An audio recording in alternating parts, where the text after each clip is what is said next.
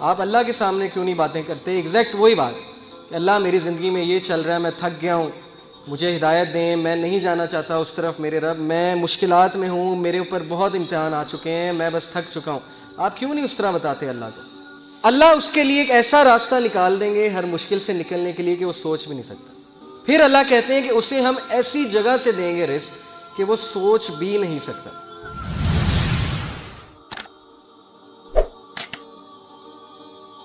یہ ہے انبیاء کی کوالٹی جو اللہ نے ہمیں بتائی ہے کامیاب ہونے کے لیے. زندگی میں کامیاب ہونا ہے تو صرف شکایت کس سے کرو؟ اللہ سے. کمپلیننگ اونلی ٹو اللہ. کیوں؟ حضرت یعقوب علیہ السلام کے بارے میں کیا کہتے ہیں اللہ؟ ہی سیڈ، اس نے کہا I only complain of my grief and sorrow to Allah. میں اپنا گریف، اپنا غم صرف کس سے شیئر کرتا ہوں؟ اللہ سے. ڈھنڈورا نہیں پیٹا انہوں نے باہر جا کے، رشتہ داروں کے پاس بیٹھ کے جو ہے اپنا غم نہیں سنایا جا کے. لوگوں کو غم سنانے سے ہوتا کیا ہے؟ مجھے صرف یہ سمجھ نہیں آتی کہ لوگ کو ہم غم سنائیں گے، ان میں سے کوئی چسکے لے گا ہمارا غم سن کے، مزے لے گا، اور کچھ جو ہے وہ مدد کرنے کی کوشش کریں گے لیکن ان کے بس میں وہ کام ہی نہیں ہوگا. ہاں، اس کا یہ مطلب نہیں کہ بالکل ہی نہیں بتانا چاہیے. جو اچھے لوگ ہیں، جو سنسیئر ہیں ہمارے ساتھ، ان سے شیئر کرنا چاہیے. لیکن سکسیسفل لوگ جو ہیں وہ کوشش کرتے ہیں کہ اپنے سارے غم اللہ سے شیئر کریں، کیونکہ انہیں پتہ ہے کہ میرا غم یا میری مشکل کون ہٹا سکتا ہے؟ صرف اللہ ہی ہٹا سکتے ہیں. انہی کے ہاتھ میں. دل کون بدلتے ہیں؟ اللہ. ہم لوگوں کے پاس جاتے ہیں، جی اس کا دل بدل دو، یہ کر دو، وہ کر دو. دل بدلنے والے تو اللہ کے ہاتھ میں چابیاں ساری. کسی کا دل پھیرنا، اللہ کہتے ہیں، نبی صلی اللہ علیہ وسلم نے کہا کہ اللہ کے دل جو ہے اللہ کی انگلیوں کے بیچ میں، انسان کا جو دل ہے اللہ تعالیٰ اسے پھیر دیا کرتے ہیں. تو اللہ سے کہنا چاہیے نا دل پھیرنے کا. اب فائدہ کیا اللہ سے غم شیئر کرنے کا؟ فائدہ یہ ہے جی کہ ایک تو آپ کا مسئلہ حل ہو جائے گا. دوسرا یہ کہ اگر مسئلہ حل نہیں ہوتا تو اللہ آپ کو ایسی قوت دے دیں گے کہ آپ اس مشکل سے مقابلہ کر سکیں.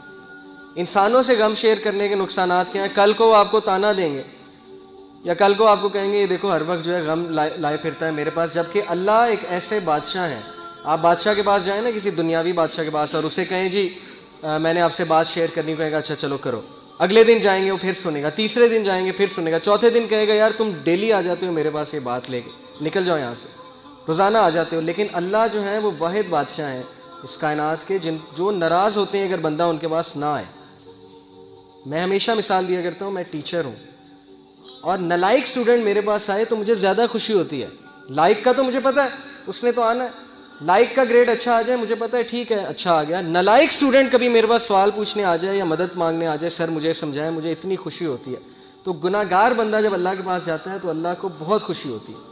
اور شیطان ہمیں کہتا ہے کہ نہیں تیرے گناہ بہت ہیں، تو نے یہ کیا ہے، تو نے وہ کیا ہے. نہیں، یہ بالکل شیطان کا دھوکہ ہے کہ ہمیں اس چیز سے دور کر دے.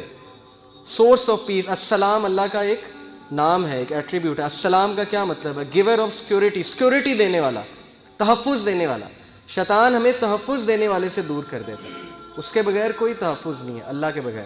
تو اللہ کے لیے کوئی بات ہماری غیر اہم نہیں ہے، اور اللہ ہی انکنڈیشنل پازیٹیو ریگارڈ دیتے ہیں. انکنڈیشنل پازیٹیو ریگارڈ کیا ہوتا ہے کہ آپ ماہر نفسیات کے پاس جائیں، وہ آپ سے پیسے لیتا ہے اچھے خاصے، اور سنی جاتا ہے آگے سے ٹوکتا نہیں ہے. اسے کہتے ہیں انکنڈیشنل پازیٹیو ریگارڈ. لیکن اس کے وہ پیسے لیتا ہے. آپ جب سارا اسے سنا دیتے ہیں، آپ کہتے ہیں تو بڑا اچھا بندہ ہے، اس نے تو میری ساری سنی ہے، مجھے ٹوکا نہیں ہے.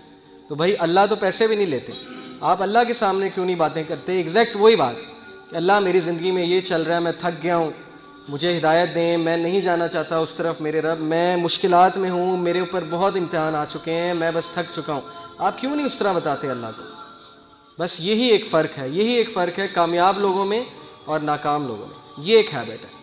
تو اس کا فائدہ کیا ہے جی؟ اللہ سے غم شیئر کرنے کا، اللہ سے بات شیئر کرنے کا فائدہ کیا ہے؟ سورہ طلاق میں اللہ نے وعدہ کیا ہے. اللہ نے کہا کہ جو کوئی بھی میرا تقوی اختیار کرتا ہے، تقوی سے مراد ہے کہ مجھے پہچانتا ہے اور میرے پاس آتا ہے اور میرا کہنا مانتا ہے، اللہ اس کے لیے ایک ایسا راستہ نکال دیں گے ہر مشکل سے نکلنے کے لیے کہ وہ سوچ بھی نہیں سکتا. اور اس کی تفسیر حدیث میں آتی ہے کہ جو شخص استغفار کو لازم پکڑ لیتا ہے اللہ اس کو ہر مشکل سے نکال دیتے ہیں. پھر اللہ کہتے ہیں کہ اسے ہم ایسی جگہ سے دیں گے رزق کہ وہ سوچ بھی نہیں سکتا.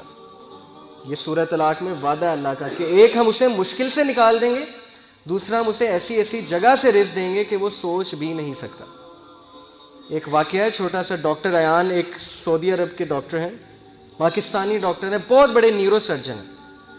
وہ اپنا واقعہ سناتے ہیں, یوٹیوب پہ یہ ویڈیو بھی موجود ہے, دا پاور آف اللہ کے نام سے یوٹیوب پہ. وہ اپنا واقعہ سناتے ہیں, کہتے ہیں کہ میں ایک بار آپریشن کرنے جا رہا تھا یورپ میں کسی دوسری کنٹری میں, سعودیہ سے. تو راستے میں اتنی ٹربولنس ہوئی, اتنا طوفان آیا, تھنڈر اسٹارم آیا کہ جہاز جو ہے وہ پارک کرنا پڑا ایئرپورٹ میں. کسی بیچ میں کہیں رکا جہاز, کسی ایئرپورٹ پہ جہاز کو کھڑا کیا ایئرپورٹ پہ.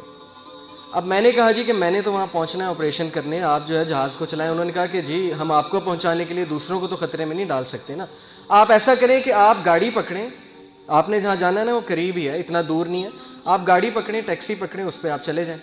انہوں نے کہا چلیں ٹھیک ہے. انہوں نے ڈرائیور کو پکڑا, ٹیکسی کو پکڑا, چلنا شروع ہو گیا. راستے میں طوفان مزید تیز ہو گیا اور وہ گاڑی ان کی ایک گھر کے سامنے جا کے رکی, مجبوراً انہیں روکنی پڑی طوفان میں وہ گاڑی. اب اس گھر کے سامنے جا کے رکی, انہوں نے نوک کیا تو ایک بڑھیا باہر نکلی, بہت بڑھاپے میں تھی, جھریاں پڑی ہوئی تھی اس کے چہرے پہ. انہوں نے کہا جی ہمیں اندر آنے دیں, بہت بارش ہے, بہت طوفان ہے, ہمیں ڈر ہے ہمارا ایکسیڈنٹ نہ ہو جائے, تو ہم ذرا ٹھہریں گے, کھانا شانا کھائیں گے, نماز پڑھیں گے, پھر نکل جائیں گے. اس نے کہا بالکل بسم اللہ آپ آئیے. اب وہ اندر گئے ہیں تو دیکھتے کیا ہے کہ ایک بچہ زمین پہ لیٹا ہوا ہے گدے پہ, اور وہ بڑھیا بار بار جو ہے نا اس کے سر پہ پٹیاں کر رہی ہے اور بڑا پریشان لگ رہی ہے. تو انہوں نے کہا کہ اس کو کیا مسئلہ ہے. اس نے کہا کہ اس کو نا کوئی دماغ کی بیماری ہے, وہ اس کے ماں باپ نہیں ہے, یتیم ہے بچہ, میں اس کی دادی ہوں, تو یہی میرے لیے واحد سہارا ہے. تو میں اس کا علاج کروانے کے لیے بڑی جگہ گئی ہوں, لیکن وہ کہتے ہیں کہ نہیں اس کو نا آپ ایک ڈاکٹر کے پاس لے کے جائیں جو ٹاپ نیورو سرجن ہے, اس کے پاس لے کے جائیں, وہ اس کو جو ہے اچھا دیکھے گا.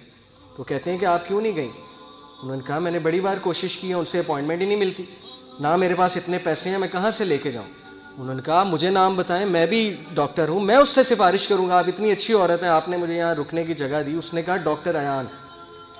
تو کہتے ہیں میں رونے لگ گیا, ڈاکٹر ایان.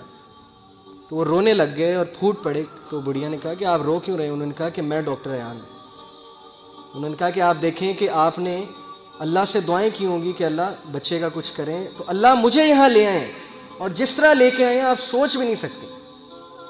یعنی اللہ کی جو فورسز ہیں نا, اللہ کی جو فوجیں ہیں, اس کا ہم اندازہ بھی نہیں لگا سکتے. لیکن ہم اس سے بالکل غافل ہیں, شیطان نے ہمیں اس سے غافل کیا. ہم اللہ سے مدد مانگنے کی بجائے ہم دوسروں کے پاس بھاگتے ہیں. تو ایسے بڑے واقعات ہیں, آپ کو سلف کی زندگیوں سے ایسے بڑے واقعات مل جائیں گے جس میں ثابت ہوا کہ اللہ جب اپنی فوجوں کا استعمال کرتا ہے تو پھر اللہ ناممکن کو بھی ممکن بنا دیتا ہے. موسیٰ علیہ السلام, آپ سوچیں, دشمن کا بچہ, جو دشمن ہے, دشمن کا بچہ, فرعون سارے بچوں کو قتل کروا رہا ہے کہ کس لیے کہ کل کوئی کھڑا ہو کے میرے خلاف نہ نکل پڑے. بنی اسرائیل کے سارے بچے قتل کروا دیے, لیکن اللہ اسی بچے کو اس کے محل میں لا کے پرورش دلوائی جس نے اس کو بڑا ہو کے شکست دینی تھی. یہ امپاسبل ہے, ہالی ووڈ بھی اس طرح کی مووی نہیں بنا سکتا, اس طرح کا سین کریٹ نہیں کر سکتا, لیکن اللہ نے کیا, اسی بچے کو اس کے محل میں لے آئے. تو اس لیے اللہ کے لیے کچھ امپاسبل نہیں ہے, یہ بات ہمیں پتہ ہونی چاہیے.